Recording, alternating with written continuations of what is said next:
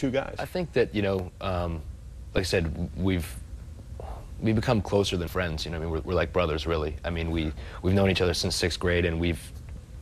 Well, on TV we're brothers, but we basically are. So I mean, it is like that. You know, I mean, it's always off like brothers. Yeah, just like that. Finish each other's thoughts like married couples. Yeah. You get a bottle of wine in us, and maybe we could become a married couple. I don't know.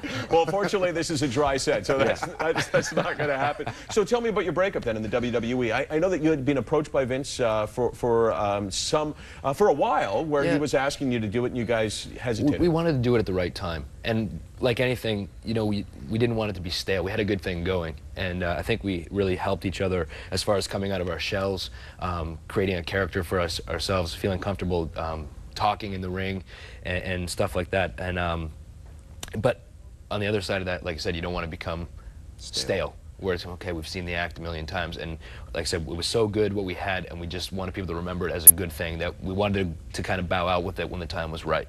Yeah, that's the way we both felt. They had come to us a few times before. We both felt that we got to show what we could do as a team. We knew what we could do. Let our personalities come out. We're jackasses, so let us show that. We finally got to show that, won the belt 7 times, and the most in history. It's like, okay, now what do we do? But you mentioned something interesting, that you fed it off each other to gain confidence, right? Because you two guys are not like the biggest extroverts in the world. In particular, you, right, Christian? Like you're not a guy who could walk into a ring and feel comfortable immediately. You drew some of your strength from the fact that you were with your buddy. Sure. I mean, when I first got there, I was always confident in my wrestling ability. But before I had gotten to WWE, I hadn't done a lot of promos in the ring or backstage, you know, interview segments or whatever it was. I hadn't done a lot of that. So to have him beside me and to be able to, I'd say something small, then he'd say something small, and then you get that comfort zone where it's like, okay, you know what, I can do this and I can do it well. We played off each other just like we would on a 3-hour car drive to Grand Forks, North Dakota. So one of the things that both of you have done is take risks in the ring, and that's why you missed like a year and a half of wrestling with a broken neck. You've got back problems right now as we talk at this point. Go back to 3 weeks ago. You were wrestling Chris Jericho, right, Christian? Yeah. And we watched this and we looked at it and went, wow, that looks like the kind of danger that you would have taken, you know, maybe a couple of years ago. Walk me through this and what you're thinking. Okay.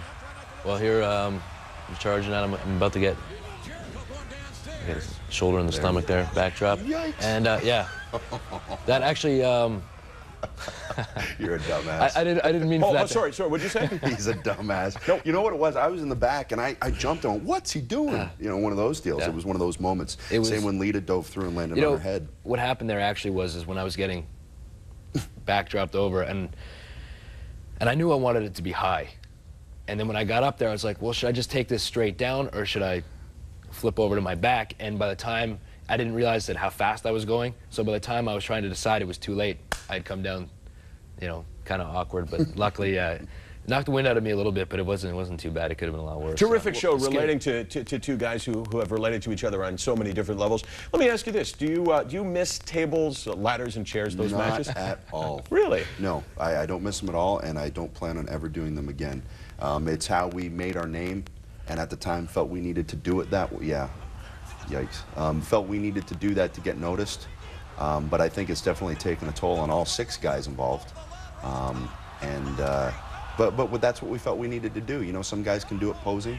Some guys can do it drinking a beer and talking trash. We felt we needed to be daredevils and do something that at that time nobody else was doing. Right, and nobody else was doing it because it was damn risky, right? Yeah, and as you found out, like, I wouldn't, you paid the price for it. Yeah, I wouldn't be opposed to actually doing one of those matches again, but I'm not at the same rate we were doing them before. I mean, and the timing and everything of it would have to be right. So what you're saying is that Edge has gone soft, is that you do it. I don't want to readily admit it. On that note, we go to break. A lot more with Edge and Christian on OTR.